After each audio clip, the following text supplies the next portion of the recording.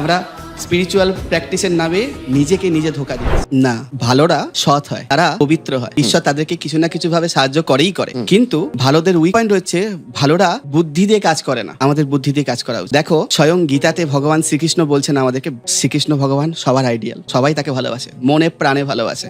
সেই ভগবান শ্রীকৃষ্ণ আমাদের বলছেন বুদ্ধি দিয়ে কাজ করো না, বুদ্ধির থেকে বিবেক আরো উৎকৃষ্ট, আর মনের থেকে বুদ্ধি উৎকৃষ্ট। যদি মনে হয় মন হচ্ছে লাগাম ছাড়া, বিবেক হচ্ছে সেই, এবং বুদ্ধি হচ্ছে যে সেটা চালাচ্ছে। বলছে বুদ্ধি দিয়ে যদি কাজ করতে হয় মনকে হারানোর জন্য, কারণ মনের থেকে পাওয়ারফুল বুদ্ধি। এবার দেখো মন দিয়ে যারা কাজ করে, মন তো সবসময় নিম্নগামী। তুমি মনের দিকে যদি নজর দাও নিজের, দেখবে আমাদের যে নদীর মতো, দেখো নদীর মতো মনও নিচুর দিকে যাচ্ছে, সবসময় নিচুর দিকে যাচ্ছে সে। তো মনকে যদি আমরা প্রশ্রয় দিই, সে একটা ছেড়ে 10টা বিয়ে করতে চাইবে। মনকে যদি আমরা প্রশ্রয় দিই, কারণ এটাকেই বলছিলাম যে সে যে তার সামনে থাকবে তাকে তার পছন্দ হবে না, তার দূরের জনকে পছন্দ হবে।